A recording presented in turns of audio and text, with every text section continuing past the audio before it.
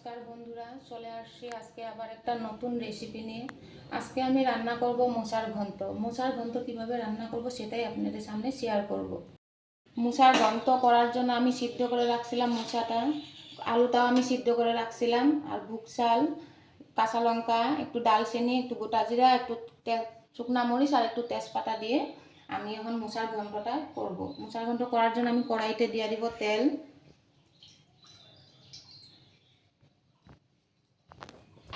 কড়াইটা গরম হয়ে গেছে, এখন আমি দিয়ে দিব একটু ডালচিনি, দিয়ে দিব দুইটা তেজপাতা, দিয়ে দিব শুকনা মরিচ,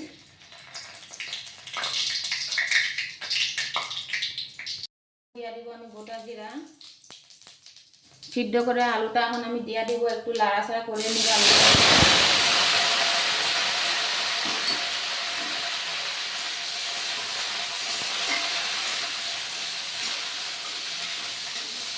আলুটা একটু আমি হালকা হালকা ভেজে নিব, কারণ সিদ্ধ করে রাখছিলাম, এখন না ভাজলে হবে, কিন্তু আমি একটু হালকা করে ভেজে নিব।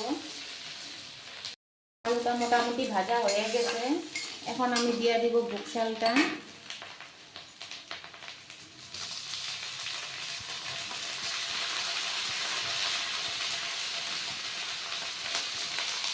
বুক চালটা দিয়ে একটু ভাজা ভাজা করে নিব আমি।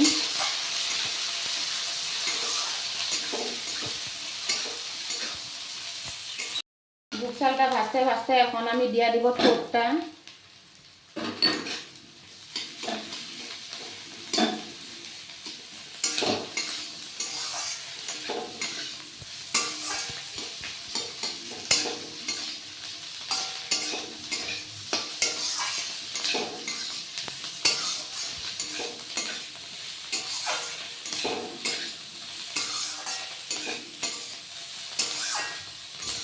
মশলাটা ভাজা ভাজা হয়ে গেছে,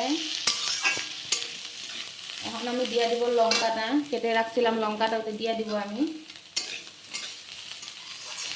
এখন আমি দিয়ে দিব মাপ মতন লবণ,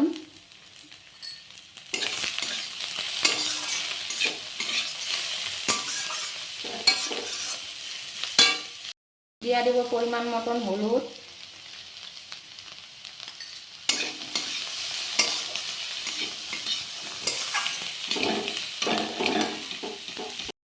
দিয়ে দিব সামান্য জিরার গুঁড়া।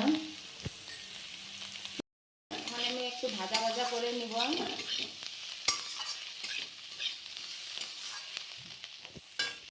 সামান্য লঙ্কার গুঁড়ো দিয়ে দিব,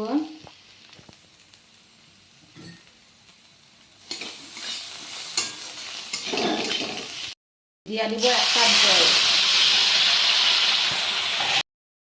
জলটা দিয়ে একটু আমি এখন নাড়িয়ে নিব,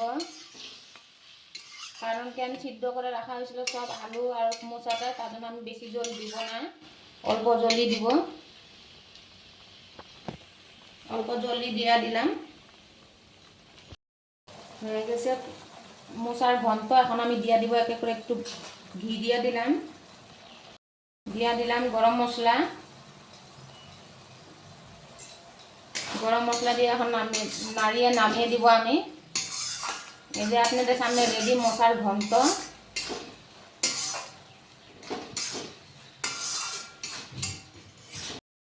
এখন আমি নামিয়ে দিব মোচার ঘন্ট কড়াই থেকে।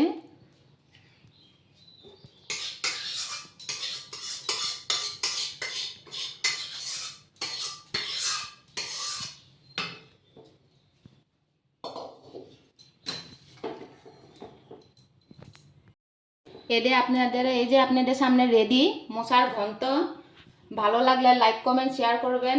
আপনারা যদি বাড়িতে বানায় দেখতে পারেন আপনাদের কেমন লাগলো, আপনারা কমেন্ট করে জানাবেন। আজকের জন্য এতটুকুই, চলে আসবো আবার একটা নতুন রেসিপি নিয়ে।